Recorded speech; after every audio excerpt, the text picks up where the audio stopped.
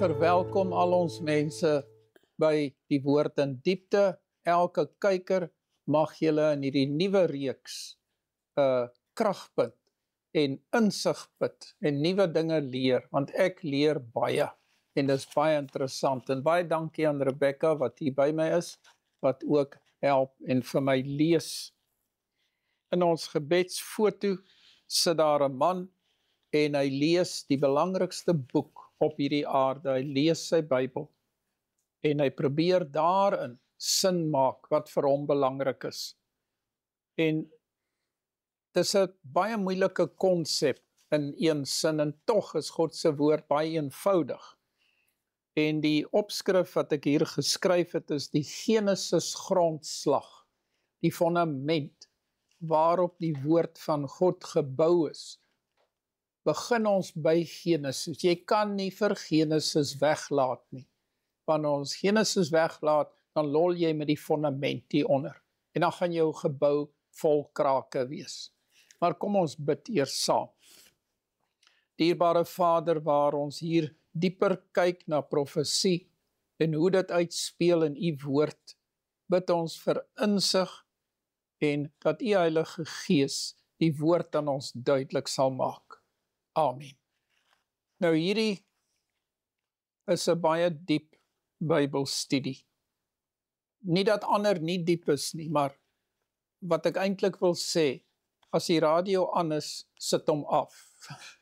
As jou vrou besig is om pannekoek te bak en jy wil luister hierna, sal jy moet sê, sy moet eers los en by jou kom sit. As jy nie konsentreer en volg nie, dan gaan jy nie bybly nie. So, wat ek vra is dat jy met toewyding sal luister en dat jy die waarde en die diepte van hierdie konsepte sal ervaar. Ek probeer dit oordra soos ek dit ervaar het, en dit is vir my baie, baie diep. Die Genesis grondslag, die basis wat hier in Genesis gegee word, dan word konsepte vir die eerste keer genoem, en dan loop het dwars deur tot by Openbaring. Dit is net fantasties om dit raak te sien. En Rebecca lees vir ons Johannes 1 vers 29.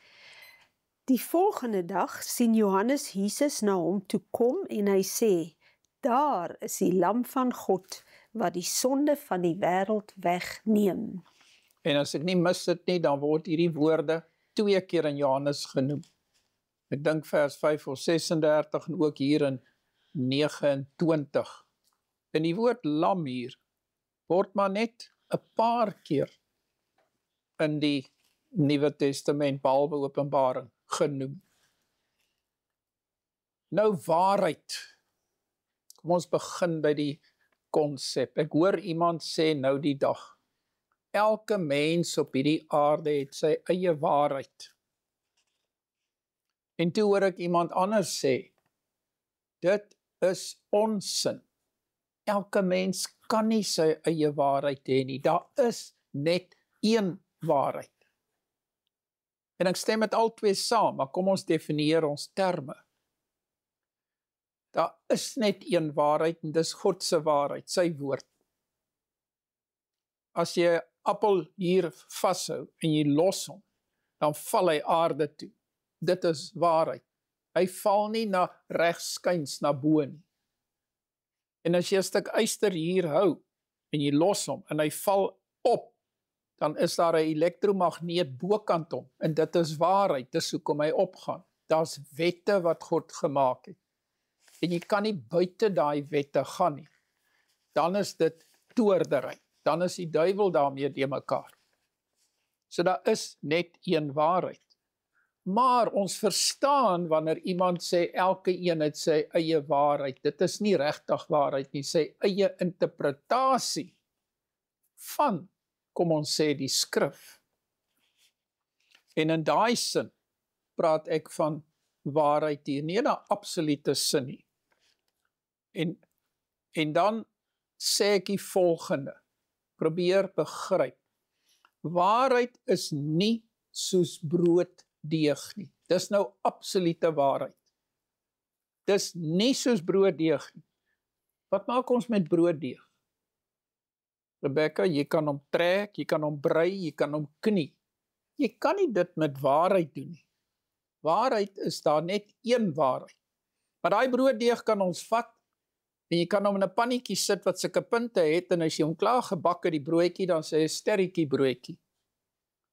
Jy kan hom in 'n pannetjie gooi wat rond is, dan het jy so 'n ronde broodjie, waar jy middeldeur kan sny en iets kan opsit en hom dan met die hand eet.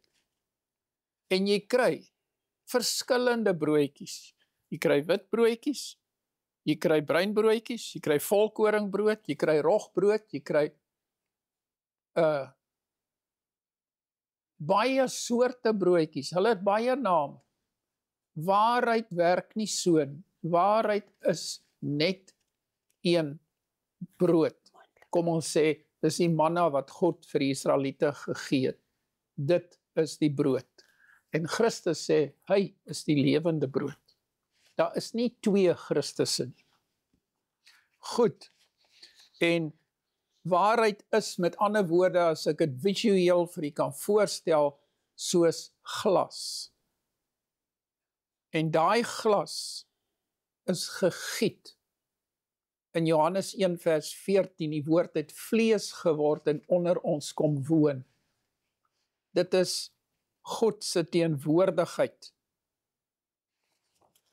En daardie waarheid kom uit die hemelse oond. Daar is die glas gesmelt en gegiet. En as jy 'n glasbak vat, en hy's 1 millimeter te groot om in jou mikrogolfoond te pas, dan kan jy hom nie druk om in te pas nie. Jy gaan hom of breek, of hy kan nie in nie. Dit is hoe waarheid is. Jy kan nie aan waarheid torring nie, jy kan nie dit vervorm nie, soos brooddeeg nie. Maar wat maak ons? Mense, luister mooi, mense lees God se woord. Aan 'n woord, hulle lees nou die waarheid. Dan maal hulle dit fyn in hulle gedagtes. Na hulle het fyn gemaal het, dan gooi hulle eie bestanddele by. Want daar moet nou sout en suurdeeg en wat ook al bykom, né? En hulle bak dit in hulle eie pannetjies en hulle eie vorms. En dan kry jy honderde, duisende soorte waarheid. En dis hoekom ons so baie uiteenlopende menings het oor een waarheid, naamlik Christus Jesus. Ek is die waarheid, die weg en die lewe. Lees vir ons Jesaja 40 vers 7, dat ons daar 'n waarheidpen kry om vas in te slaan, dat die wind hierdie tent van ons nie wegwaai nie. Die gras verdor, die blom verwelk, as die asem van die Here daarin blaas. Voorwaar, die volk is gras. Die gras verdor, die blom verwelk, maar die woord van onse God hou stand in ewigheid. Nou as jy verlede week geluister het, het ons simbole behandel. En hier is ook een. Dit sê hierso, die volk is gras. So die gras hier is nie gras soos wat jy dit buite kry nie. Dit is 'n simbool. As die son daarop skyn, dan verwelk dit. As jy dit afsny, dan verdor dit. En dan kontrasteer dit met God se woord, wat standhou vir hoe lank? Tot in ewigheid. Nou dit is die skepsel. Ons as mense is soos gras. Maar die Skepper, sy asem, as hy daaroor blaas, dan vergaan dit. Die woord van God, wanneer hy praat, dit is waarheid en dit bestaan tot in ewigheid. Nou vir die Bybelstudent is die Bybel nie mooi nie. Nie net mooi. Ek wou dit spesifiek so sê. Nie net mooi nie. Ja, dit is mooi, maar nie net mooi nie. Dit is God wat met hom praat. Wanneer jy 'n novelle of 'n boek lees, dan kan jy sê dis mooi of lelik of maak jou opgewonde, maar dis nie God wat praat nie. Dit rig hom. Dit leer jou. Dit leer jou om lief te hê. Die Bybel is nie 'n unieke versameling van reëls en gesegdes wat hulle in die Guinness Book of Records ergens hou of wat ook al nie. Dit is God se woord. Ons kan sê, dit is nie 'n unieke versameling van beginsels eers vir ons lewe nie. Nee, daar is struktuur, dis nie nog 'n los versameling, daar is struktuur in God se woord. Daar's 'n doel daarmee. Daar's boeke wat aan die begin is, daar's boeke wat aan die einde van die Bybel is, daar's 'n volgorde. En in daai boeke is daar struktuur. En die struktuur is deurweek met liefde, met redding, om die mensdom te herstel. Dis die doel van die boek. Na God se beeld. Die skrif het sy oorsprong in God se verstand, ver bo kan die skepsel se hoogste denke. As ons weer terugkom, die volk is soos gras. God se woord is ewig. So dit moet ons goed verstaan, dat ons nie die skrif interpreteer en dink ons is baas. Net soos wat die gras nie baas kan wees oor die son se hitte nie. Wanneer ons by profetiese uitleg kom, dan kan ons nie mense raadpleeg nie. Dit verg diep en gevorderde studie waar die Heilige Gees se bediening deurslaggewend is. Dit beteken nie jy moet slim wees, jy moet 'n professor wees, jy moet aan 'n universiteit wees nie. As jy iemand is met 'n graad 3 opvoeding en jy's 'n kind en jy vra die Here voor jy die Bybel oopmaak, as jy dit lees, dan gee God vir jou daardie waarheid deur. En hy verlig jou verstand. Maar as jy een van die slimste manne op hierdie aarde is, en jy kan enige wiskundige ding uitwerk in jou kop, en God se Gees is nie deel van jou denke nie, dan is dit dwaasheid volgens die woord van God. God se woord staan ver bokant die denke van die mens. In hierdie studie sal ons agterkom dat profetiese beginsels reeds in Genesis vasgelê is. En dis daar geanker. En dan gaan ons vanaf Eden deur. Die mens is nie volmaak geskape in die sin dat hy alles weet nie. Hy is volmaak geskape sonder sonde, ja. Maar hy moes leer, hy moes groei, hy moes meer en meer soos God se denke gevorm word, sodat hy al beter en beter kan begryp. En dis inherent aan God se liefdeskepping. As hy die mens geskep het soos 'n rekenaar, dan bly die rekenaar net so dom soos wat hy is, tot jy weer inligting invoer. Maar die mens is so geskep dat hy kan verstaan, redeneer, oor homself kan dink, en God vra hom om te lei, en dan lei God hom, en dan gaan jy voorwaarts.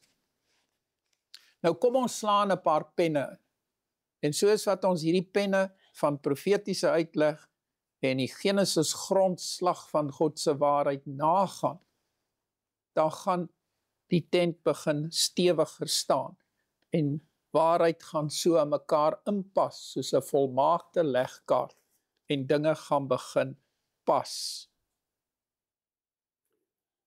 Daar's 'n fotootjie wat hulle moet opsit vir my, en as jy na daai fotootjie kyk, dan sien jy daar, vir die oppervlakkige leser, ek pas dit nou geestelik toe, sien jy een kop, maar 2 perde lywe.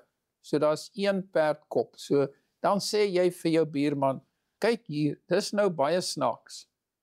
Hierdie perd het 2 lywe. En hy het 1, 2, 3, 4, 5, 6, 7, 8 voete. en hy 2 sterte. Maar dit is vir die oppervlakkige leser so. Nou lees vir ons Maleagi 3 vers 6. Want ek, die Here, het nie verander nie, en julle, kinders van Jakob, is nie verteer nie. Nou daardie feit gaan dieper en verder as wat ons so oppervlakkig net daarna kyk. God is konstant. Hy verander nie. Ek gaan so ver om te sê God dink nie. Want as ek sê ek dink, dan verander my denke soos wat ek verder dink. God verander nie, hy's vas. God weet wat die toekoms is. Hy dink nie 'n plan uit nie, hy weet wat die plan is. Ek hoop u volg my. Wat sê Hebreërs 13 vers 8? Jesus Christus is gister en vandag dieselfde en tot in ewigheid. Met ander woorde, hier is 'n fondament, 'n vastigheid, 'n anker om hiervandaan te werk. God is verander nie. En dit is baie, baie belangrik. En dit beteken ook dat dit wat hy in Genesis skryf, dwars deur die Bybel tot in Openbaring, is een waarheid, die waarheid. En die woord getuig van Christus. Dit is 'n groot gedagte. Lees vir ons Genesis 22 vers 1. Na hierdie dinge het God Abraham op die proef gestel en aan hom gesê, Abraham, en hy antwoord, hier is ek. Toe sê hy, neem jou seun, jou enigste wat jy liefhet, Isak, en ga na die land Moria en offer hom daar as brandoffer op een van die berge wat ek jou sal aanwys. Daarop het Abraham die môre vroeg klaargemaak en sy esel opgesaal en 2 van sy dienaars en sy seun Isak saam met hom geneem. En hy het hout gekloof vir 'n brandoffer en opgestaan en na die plek gegaan wat God hom aangewys het. Op die 3de dag toe slaan Abraham sy oë op en sien die plek van ver af. En Abraham sê aan sy dienaars, bly julle hier met die esel. Ek en die seun wil daarheen gaan om te aanbid en dan na julle terugkom. Baie dankie. En ek dink ons ken hierdie verhaal van Abraham baie goed. Maar ek wil hê u moet hier oplet wat hier aangaan. As ons hier na die tabel kyk, en ek sal vra dat hulle daai tabel vir ons opsit, dan sien u daar in die tabel, aan die linkerkant staan daar Abraham, gaan Isak offer, en dan aan die regterkant, Jesus ons offer. En as ons net 'n bietjie hier deur kyk, dit is geweldig interessant om te sien hoe God in hierdie verhaal van Abraham en Isak die hele verlossingsplan initieer, as dit ware die planne op die tafel sit wat geteken is. En later aan sal die gebou volgens daai planne gebou word. Dis maar 'n menslike manier om dit te sê. Maar dit is my baie mooi. Wanneer mens 2 of 3 punte kry, of 5 punte, dan is dit baie, baie interessant. Maar hier is 'n stuk of, ek het nie getel nie, seker 13 punte, as ek skat. Aan die linkerkant is dit in alles in aanhalingstekens, soos wat Rebecca nou gelees het. En sy het net tot vers 5 gelees. Maar kom ons kyk daardeur. Na hierdie dinge, sê Genesis 22 vers 1. Na watter dinge? Daar het dinge plaasgevind met Abraham en die koning van Egipte in die vorige hoofstukke, en nou vind dit plaas. Dit het met tyd te doen. As ek dan gaan lees in Efesiërs 1 vers 4, dan sê dit ook iets oor tyd. Voor die grondlegging van die wêreld het die verlossingsplan begin.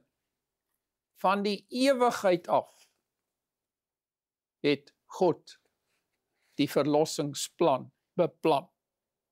Die tweede punt sê op die proef gestel.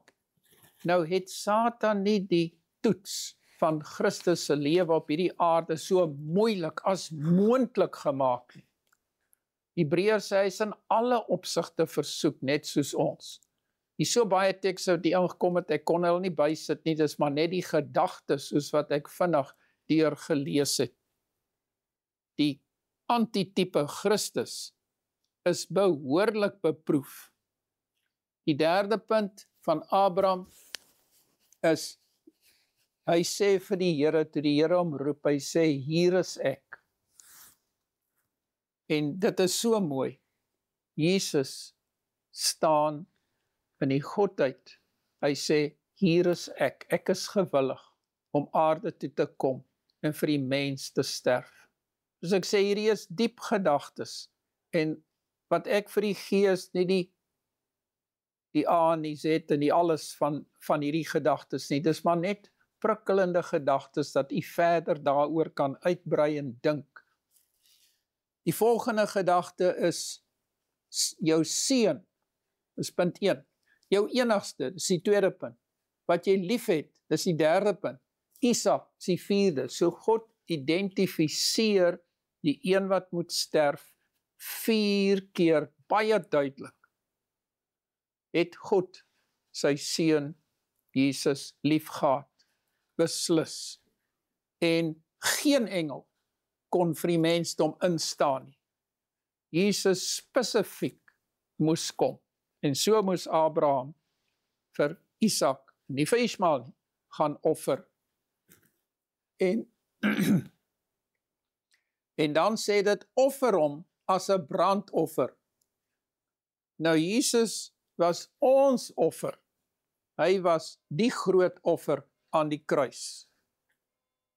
En hy sterf vir ons. Dan sê dit Moria. Nou Moria is 'n landstreek, maar die Here sê hy moet op een van die berge, moet hy vir Isak gaan offer. En so is Jesus ook daar in die omgewing van Jerusalem, wat 'n hoogland was, op Golgotha, die berg daar, gekruisig. Dan sê dit op die derde dag, toe Abraham naby aan die berg Moria kom, en so is daar ook 3 dae, waarin Christus in die graf gelê het. Terug by Abraham, bly hier met die esel, sê vir sy 2 dienaars, hy sê, bly net hierso, ek en die seun gaan verder, en sê nie vir sy disippels in Getsemane, bly hier, en bid saam met my nie. Jy weet, hierdie ooreenkomste is vir my net fantasties. En dan sê hy, ek en die seun gaan om te aanbid, en Christus gaan as ons offer om te aanbid. Ons aanbid tog vir God, en op Golgotha bring hy die offer vir ons sondes, en die Vader is saam met Jesus. Dan sê dit die hout is op sy seun Isak gesit. Dis die woorde in Genesis 22. En Christus dra die kruis. Ja, Simon van Sirene het hom ook gehelp. Dan is hier 'n diep gedagte, die vuur en die mes bly in Abraham se hand.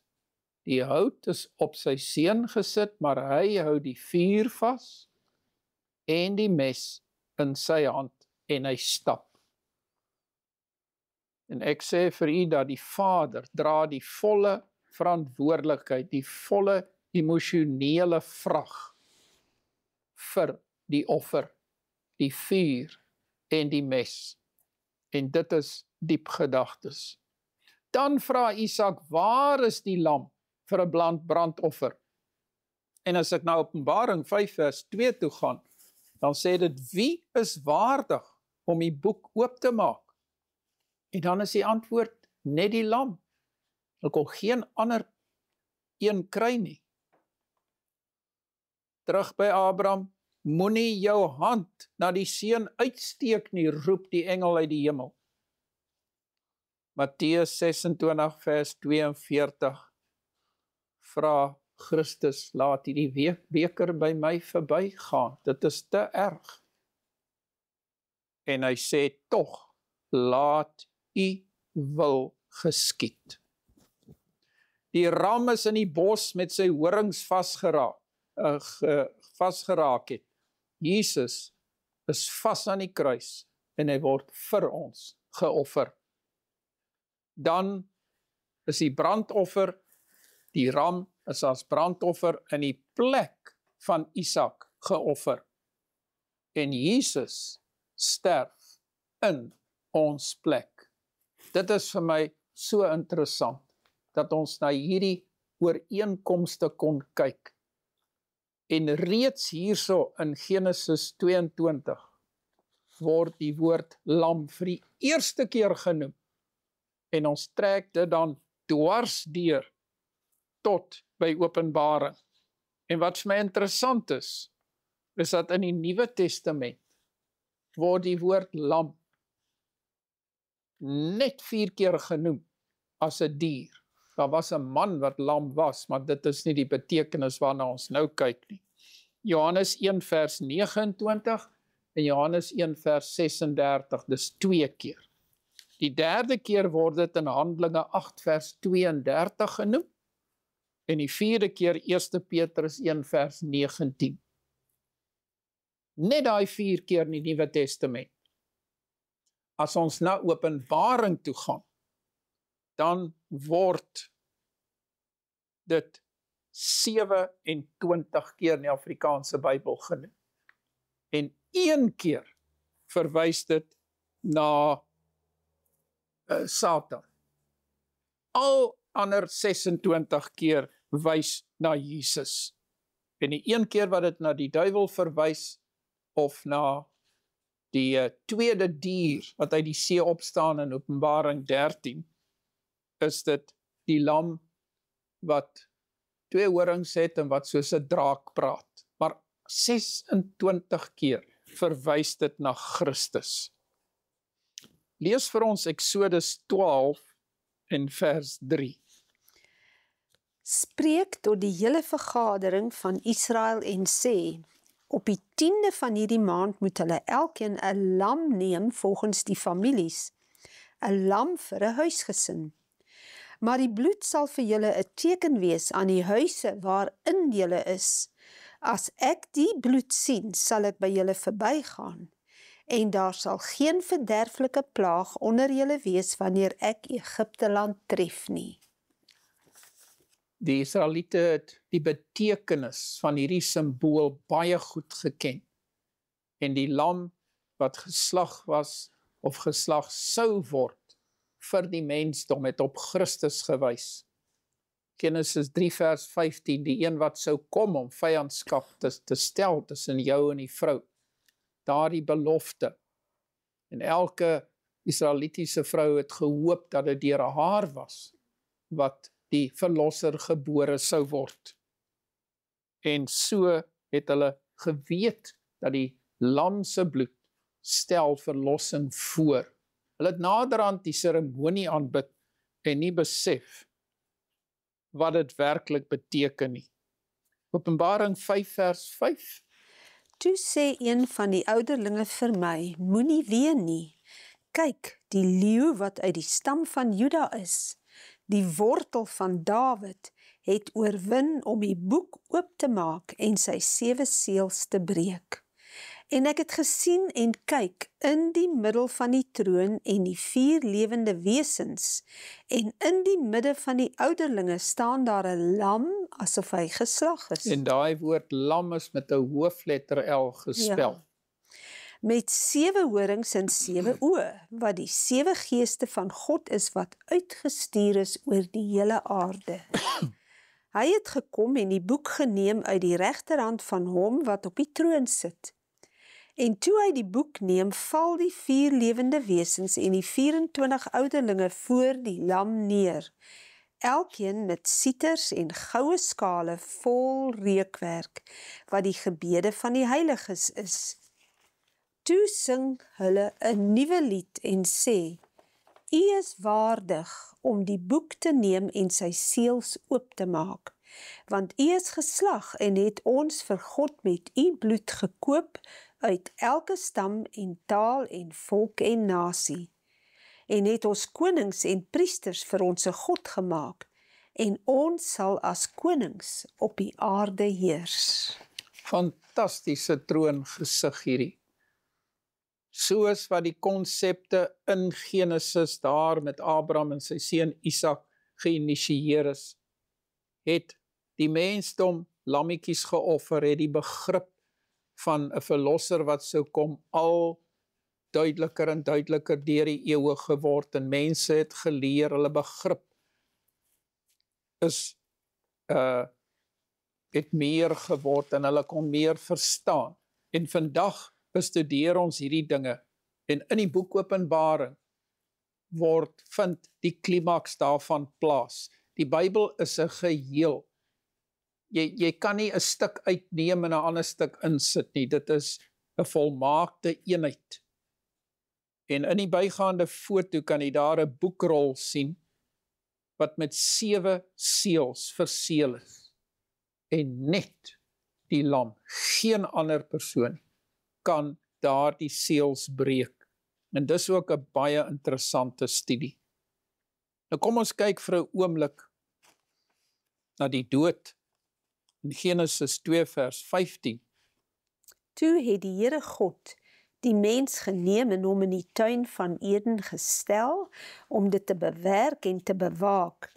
En die Here God het aan die mens bevel gegee en gesê, van al die bome van die tuin mag jy vry eet, maar van die boom van die kennis van goed en kwaad, daarvan mag jy nie eet nie, want die dag as jy daarvan eet, sal jy sekerlik sterwe. Hier slaan ons 'n pen baie vas in. Onthou, God het nie verander nie. God is konstant. Sy woorde kan ons nie enige jota of titeltjie daarvan wegneem nie. Dit bestaan tot in ewigheid. En hier sê die Here, van die dag as jy daarvan eet, daar word 'n verbod geplaas. Maar Eva kom naby na die boom. Dis al plek waar die verleier haar kon beet kry. Die res van die tuin, as sy daar weggebly het, kon hy haar nie versoek nie. Maar toe sy naby nie die boom was, toe hoor sy, hy praat, toe sien sy hom. En hy praat deur daardie dier, wat ek glo, toe kon vlieg, want hy's bo in die boom. En dit was vir haar te wonderlik, en daar praat die dier, waar kry jy hierdie spraak vandaan, dat 'n dier kan praat, dat 'n mens hom kan verstaan, en sy trap in die slaghuister, en God het gesê, die dag as jy daarvan eet, sal jy sekerlik sterwe. En nou kom jy oppervlakkige leser, en hy sê vir jou, sien jy, die Bybel is maar net 'n mite. God het gesê, daardie dag sal jy sterwe, en hulle is nie daai dag dood nie, volgens die Bybel nie, en dis maar net 'n boek wat homself weerspreek. Nou, as jy 'n bietjie in die biologie, in die fisiologie, en die anatomie van die mens gekyk het, gestudeer het, dan sal jy vind dat bome bestaan uit selle, plante bestaan uit selle, diere bestaan uit selle, mense bestaan uit selle. En hulle doen geweldige navorsing daar.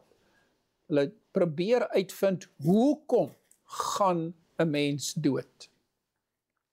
En daar is seker biljoene rande al ingesit om uit te vind, hoe kan ons 'n mens langer laat lewe? Want geld kan nie lewe koop nie. Maar van die oomblik dat die mens negatief gedink het, ongehoorsaam was, en met ander woorde gesondig het, het die fisiologie van daai sel begin agteruitgaan, het daardie sel begin doodgaan.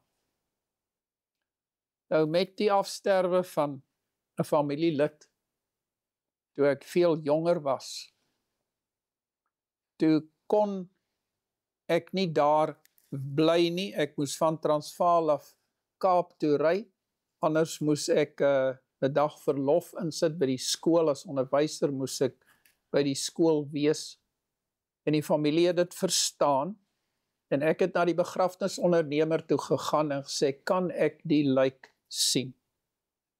Ek kan nie by die begrafnis wees nie, en hy het vir my gesê, daar's nie 'n probleem nie meneer, en ons is daarin, en hy het vir my, en toe, net voor hy die kus oopmaak, toe vra hy vir my om verskoning. Toe sê hy, meneer, vergewe net, maar ek het nog nie die lijk geskeer nie. Dit was 'n man, en die baard was so al 'n hele end gegroei. Nou wanneer het daai baard gegroei? Want die dag toe hy oorlede is, was hy glad geskeer. Die liggaam gaan dood, ja, hy praat nie meer nie, hy haal nie meer asem nie, maar die vel, die selle groei nog, en uiteindelik gaan daai selle dood, en dan moet die begrafnisondernemer nog, met ander woorde, wat sê ek? God se woord, dat daardie dag toe hulle sondig, toe begin alles agteruit gaan, sy woord is waar. Nou kry jy 'n moeilike persoon, en die persoon sê vir my, ja André, ek weet nou al hierdie dinge wat jy sê, maar God het sê die dag, as jy daarvan eet, sal jy sterwe. Dan sê ek, goed meneer, moeilik, kom ons lees 'n bietjie 2 Petrus 3 vers 8. En Rebecca, kan jy vir ons lees daar, 2 Petrus 3 vers 8? Maar laat hierdie een ding julle nie ontgaan nie, geliefdes. Wat sê dit? Moenie hiervan vergeet nie. En wat sê Petrus toe? Dat een dag by die Here soos 1000 jaar is, en 1000 jaar soos een dag. Nou, luister mooi wat ek vir u sê. Wanneer jy lees in Genesis, in watter taal gee dit die ouderdom van die mense? En die dae van Noag was soveel jaar. Wat? Dae. Luister mooi. En nou vra ek vir wie is die oudste man wat toe geleef het? En dit is Methuselah. Het Methuselah 1000 jaar gehaal? Ja of nee? Nee, hy het 969 jaar oud geword.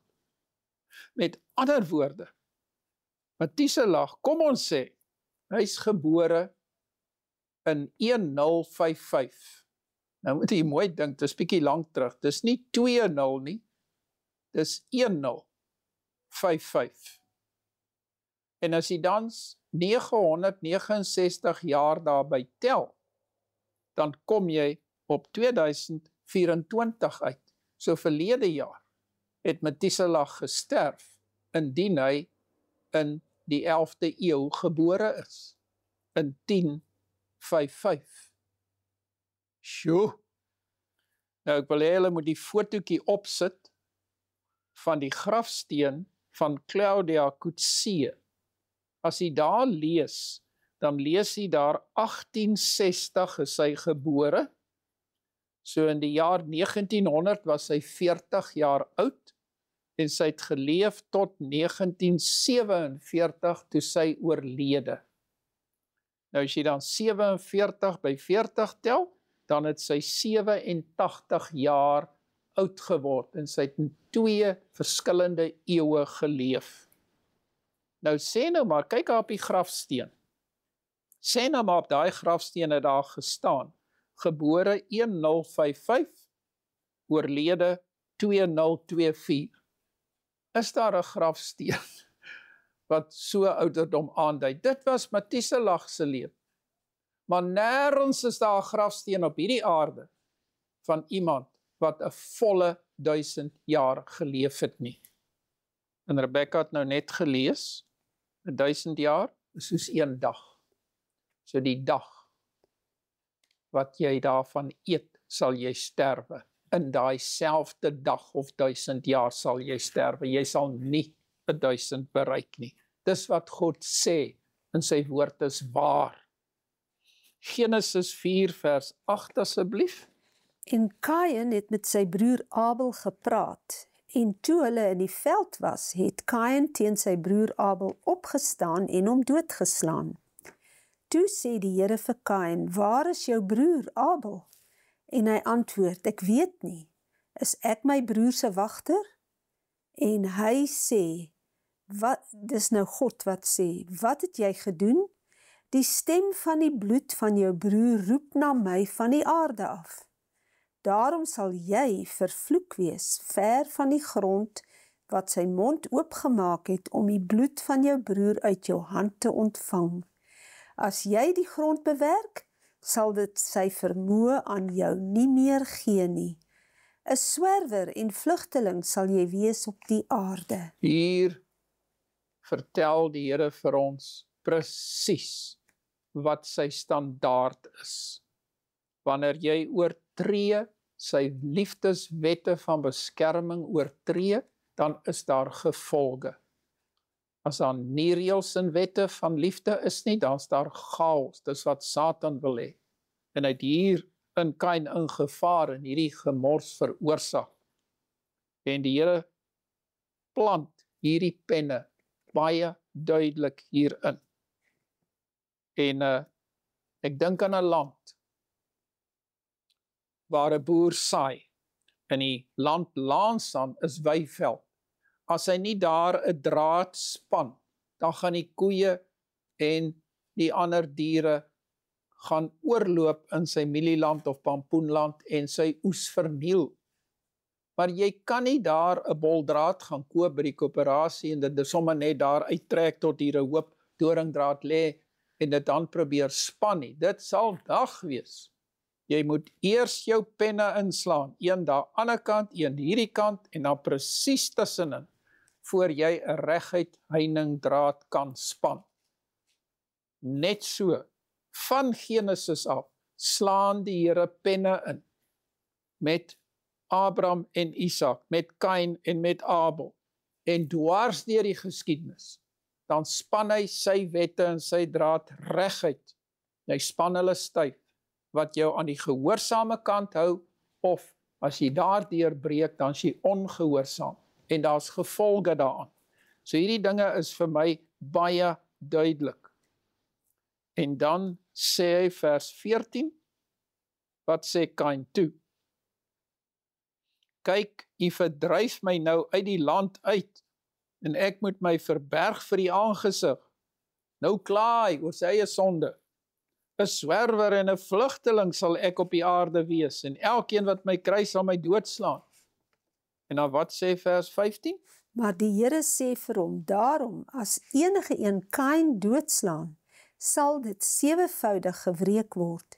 En die Here het 'n teken gegee aan Kain, sodat enige een wat hom kry, hom nie sou doodslaan nie. Daar's mense wat hulle besig hou en sukkel en spook om daai teken in die hande te kry, maar die Bybel sê dit nie vir ons nie. Waar die Bybel van 'n teken praat, is die teken wat hy aan Noag gegee het, die reënboog. En daarom het ek net 'n foto van 'n reënboog hier ingesit. As jy mooi kyk op daai heuwel, sal jy 'n fort daar sien. Een van daardie ou forte, so 'n blokhuis. En dis gebou hier naby Herbertsdale, is net 'n entjie hier aan die ander kant ons. As ek nou skat so 15 kilometers hier vandaan, het ek hierdie foto geneem. Het was reënerig in die omgewing en toe het ek daai reënboog daar gekry.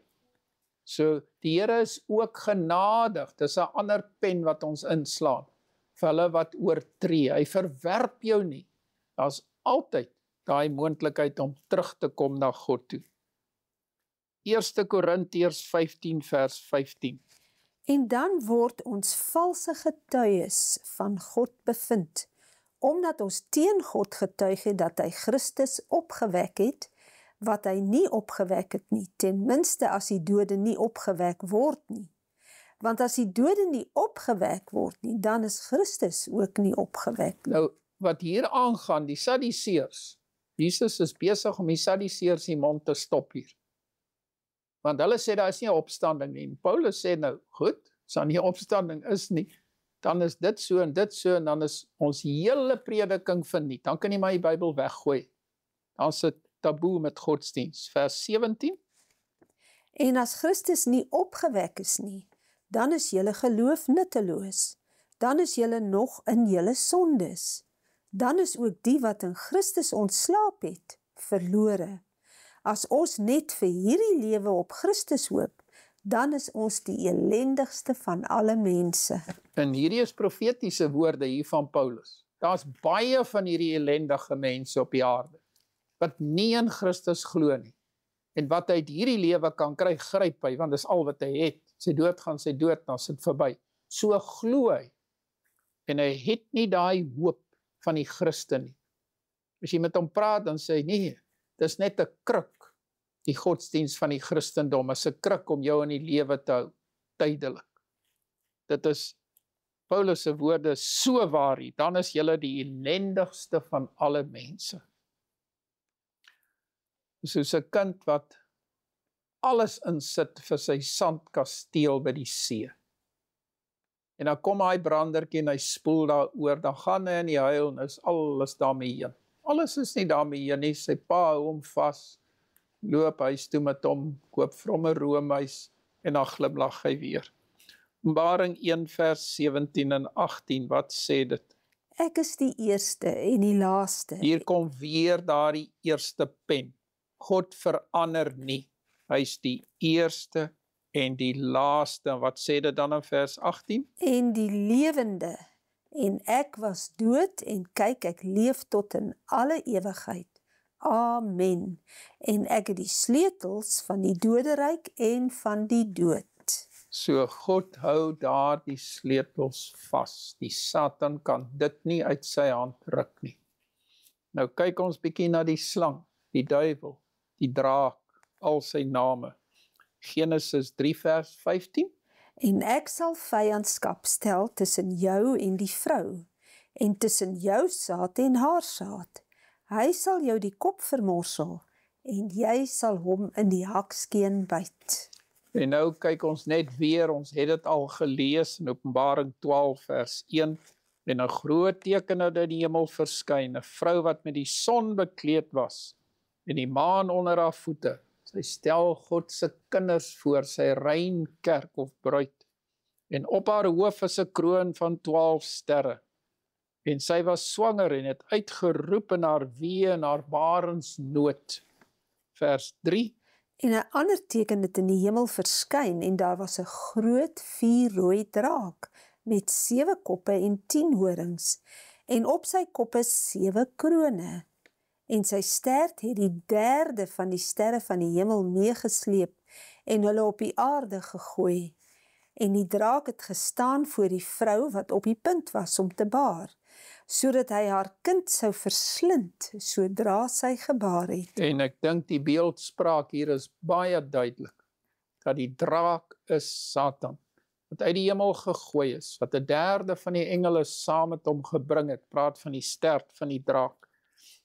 En Christus het vlees geword, onder ons kom woon, en toe hy gebore is, en Herodes hoor van hierdie koning, toe laat hy al die kindertjies doodmaak 2 jaar en onder.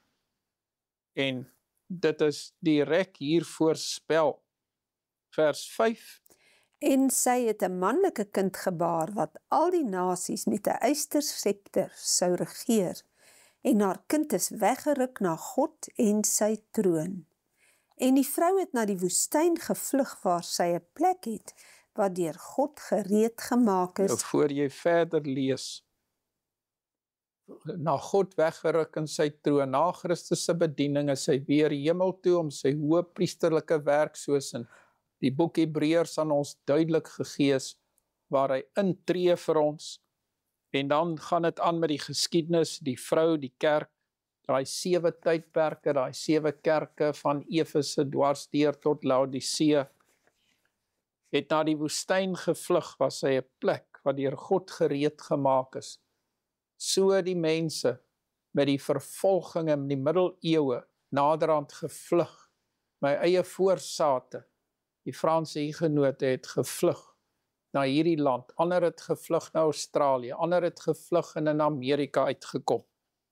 En so het daar 1260 dae lank van verdrukking gevolg.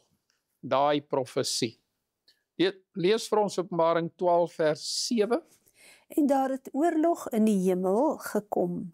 Michael en sy engele het oorlog gevoer teen die draak. En die draak en sy engele het oorlog gevoer. En hierdie oorlog is natuurlik 'n werklike oorlog, maar nie soos ons daaraan dink nie.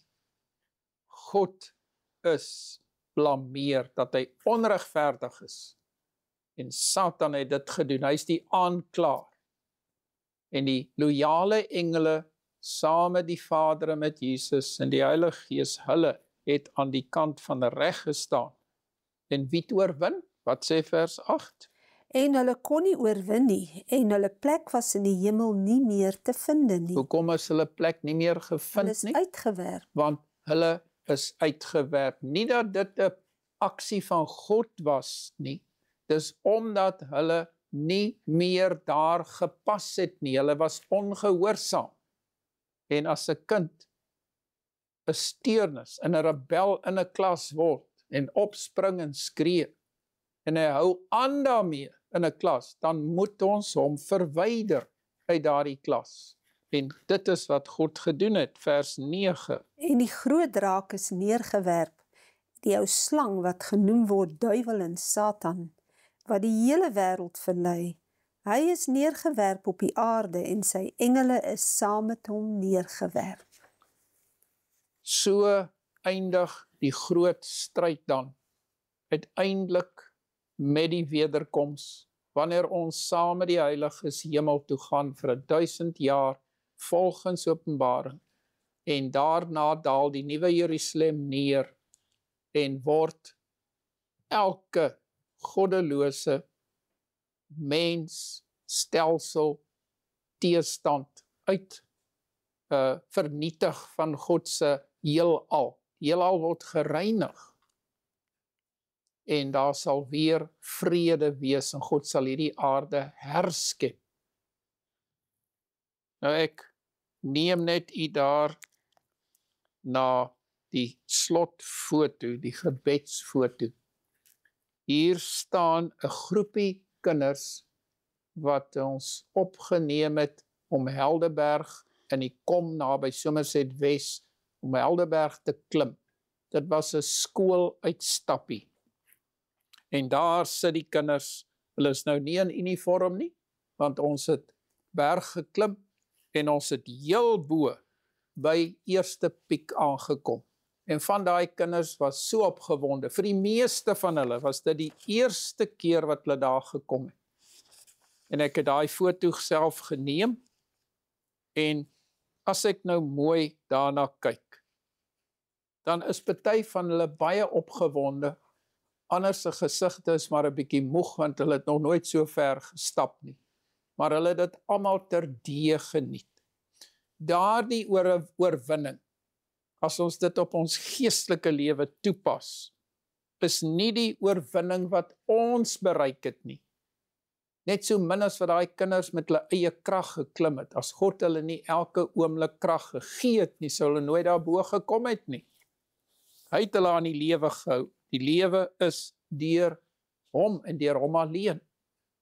En so wanneer God sy lewe aan Satan onttrek, sal hy sterf en daar sal nooit weer sonde op hierdie aarde wees nie.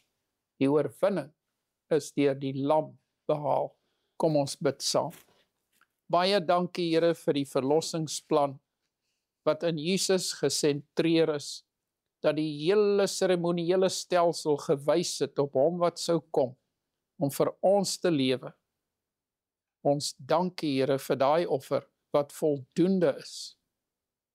Dankie vir Jesus se liefde vir die sondige mens. Herstel ons in die beeld van God. Amen.